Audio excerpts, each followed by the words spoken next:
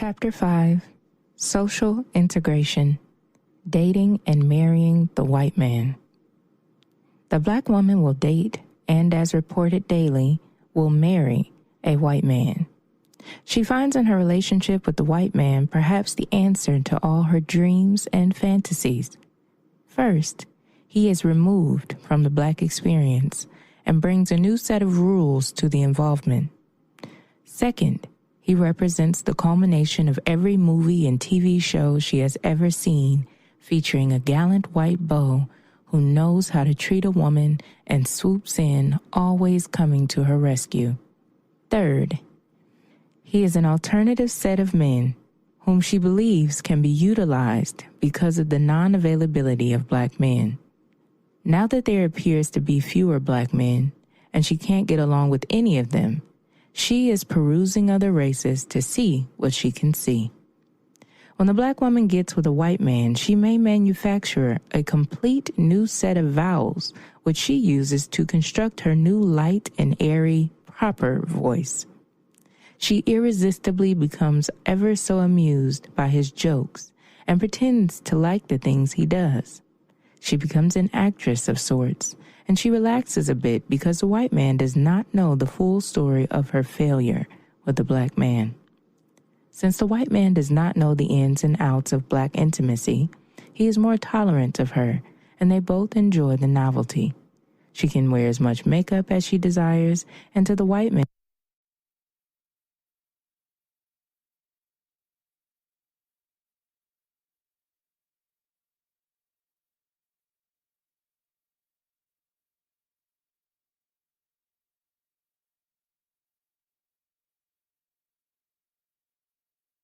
she appears to be flattered and falls into her crisp, bright personality. Her smile is sometimes so instant it looks like a flash of sparkling white snow, blushing and appreciative. If she decides to date him, later on, she is seen to be overly affectionate in public.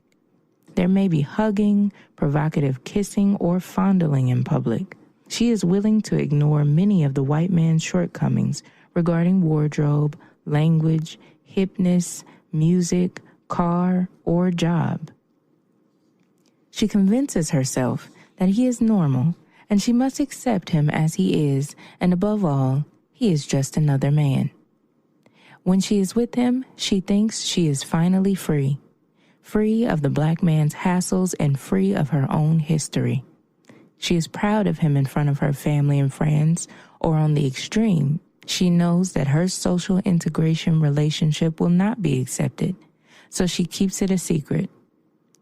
He is considered special to her and automatically knows how to treat a woman. Certainly better than a black man does, she thinks. She might be willing to fight for him, endure insults and stares just to be with him, and she defends her right to love a white man. She says she is not prejudiced and falls back on the same explanation that the black man has adopted, that her particular white man had nothing to do with slavery. That was before his time. She feels no guilt in being a traitor to the black man by accepting another race over him. She sees guilt as an outdated hangover, which has no business in her modern do-what-I-want-to-do system. Loyalty to the black man appears to her as static sentimentality wrapped in shredded ribbons, and the glitter is all gone, worn out from the endless disagreements. She believes she has tried in every way possible to be with the black man, and each time he fails. And it's all his fault. To just stay with the black man because he is her natural mate is absurd to her, and as her history has proven, counterproductive. Even worse, the black man is irritating to her. He just won't do right. She is unwilling to accept a new approach and allows nothing to cloud her fine perceptions. She refuses to be governed by an obsolete set of standards that imply unselfish conduct and actions made only if they benefit the black nation. That's fine for the public, but in her private affairs, she is coldly analytical about what she wants personally, and in that area is oddly detached from her people. As a last resort, she may explain, it just happened. Nothing just happens. There is an explanation for everything. Even if the explanation is not immediately known, it can be explained, and it is not new. The Black woman believes that she has reached the ultimate pinnacle of personal developmental achievement when she arrives at the point of seriously considering dating a white man. She pretends to herself that his color doesn't matter, and to her, it doesn't. For her to pick a white man as her mate only demonstrates further her disdain for the Black man and her decision to not take it anymore. The white man can give her new options, new freedom, and new notoriety. She finally gets her opportunity to play like she is the kind of glamorous white girl she has seen on television and in the movies all of her life. And if watched closely, she can be seen acting out the mannerisms of white women. She has absolutely forgiven the white man for enslaving her people, and the white man has forgiven himself for enslaving Black people. But the poor Black woman has not forgiven herself for being a slave. Her spirit was broken during that time, and the genetic psychological damage she suffered has never been addressed or healed. Her suffering was internalized and transmitted through fear and anxiety, and it was the fear that resulted in her current insecurity in the Black man. She does not believe that she can count on the Black man to protect she and her babies. She views the Black man as weak and powerless in her world and easily manipulated. She despises him for his so-called big ego and does everything she can to tear him down and make him forget that idea. She has never dealt with her attitude about refusing to allow the Black man to bask in the pride of having a big ego. She does not want him to think well of himself because she does not think well of herself. She wants him to believe that he is unworthy. She has no idea what it would feel like to agree with the Black man about his big ego. She might like it. She does not want to agree with him that he is great. Instead, she chooses to take the white sociologist's alleged research that reveals the bulk of the Black men as still shiftless, uneducated, and plain lazy.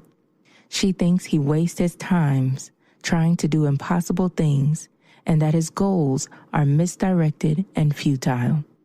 Believing this, it is not difficult for her to renege on the men in her own nation and try to fit into the race of another. And she is much more tolerant and patient with Caucasians of every age. It is most convenient for her to believe that there is a shortage of Black men. Hopefully, there will continue to be a shortage of the type of wimpy, fearful Black man she is looking for to control. Since she can't have the kind of Black man she can rule, she is now pleading for social empowerment. She wants authorized governmental permission to achieve and be strong. Stronger than the Black man. She has turned the process of personal growth into a social activity instead of spiritual commitment.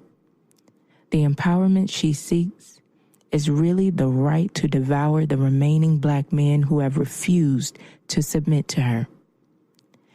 Dating and marrying the white man is another flimsy excuse used to get out of the inevitable, submitting to the Black man. Her new political idea of empowerment gobbles up and eliminates the rules that give the Black man superiority and the Black nation longevity. In interracial dating, she follows the women's liberation trend in almost biblical divine adherence. She is determined to stay right up on it politically and socially. She wants special rights that will approve of her wrong behavior against the Black man.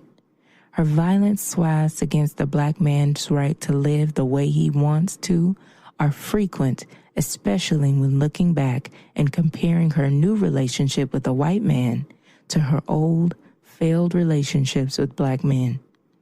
Many Black men do not like it when they see a Black woman pretending to be so happy and content with a white man. But the mountain looks too high and the river too long and wide for him to cross over and correct her. He has had no one to publicly agree with him about the deplorable behavior of the black woman. It seems that black women and white America are in cahoots with each other against the black man. This is not the way it is supposed to be. The few converted black women who know their place and respect the black man as the head are few and quiet. He has needed a louder supporting voice, one filled with the brightness and resounding echo of pure truth. One outcry in the darkness announcing before all the world that he is right and he is good will help him rise. Certainly the white man's free state of mind and open approach to things appears more attractive to her. But the white man has never been a slave. A few cases of indentured servitude did not impact on the psyche of the white male in a destructive way as full slavery impacted upon the black man. So the black man appears outclassed when compared to him. The black man's accomplishments over trillions and trillions of years should not be compared to the measure of success the white man has set in America. There are more non-white or black people on the earth than white people. The white race is not the pace setter, and neither is the black woman. They are both the pace followers. The black woman who does not study or value history does not realize that the time she is living in now is not the sum total of the time that she and the black man have inhabited the earth. Her mega-generations have existed long before 2,000, 4,000, or 6,000 years ago. 6,000 years ago are but a drop in the bucket when compared to the time that the black man has walked the earth in peace. She has allowed her part to become remote and irrelevant. The black woman sees the black man integrating too. She witnesses him dating and marrying the white woman, so she considers her part of the contribution to the 50,000 black women who date and marry white men as small significance. And others of them complain that the black man is with the white woman because she is easier to get along with, or that she gives him better sex, or that she respects him more. She doesn't know that he is with her for one reason and one reason only. He is with her because she gives him peace. However it is described, the end result he sees for himself is peace. Of course, there are a few who claim they are with the white woman because they are getting back at the white man, or that they want to possess her because they were denied her. These are all flimsy and flaky excuses for not being familiar with the word peace. Certainly not all cases are the same, but each race has behavioral traits that cannot be classified as stereotyping due to the incidents that have occurred in their evolution into who we see today. This is referred to as the nature of something or someone. It is not possible for a black woman to be happy trying to be a woman to the white man. Their natures are completely different. Certain black women who do not like the black woman being with the white man know for an actual fact that this same rule applies to black men who are trying to be a man to the white woman. It is pitifully unfortunate that the black woman believes that she can have a better life with the white man than she can have with the black one. The truth be told, any black woman can have a man. Any black woman can have any man she chooses. Of course, her requirements will have to be adjusted, and she will have to qualify to get one. The qualifications are standard, routine, and a necessity. She will have to unquestionably submit herself to be ruled by the black man.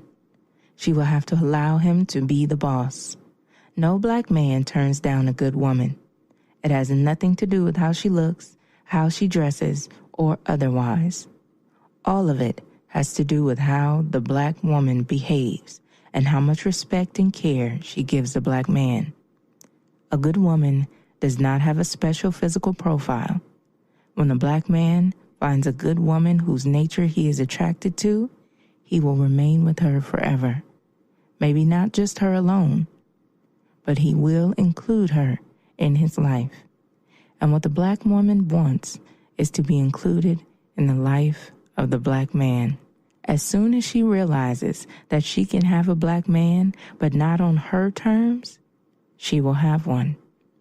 When she reaches this level of understanding, she will not even consider dating or marrying the white man, and she certainly will not participate in the American conversational habit of publicly criticizing her man. When the black woman attacks the black man publicly, she inadvertently gives the entire world permission to attack him also. Because everyone knows that a man's woman knows him better than anyone else. And if she says he ain't nothing, he's not.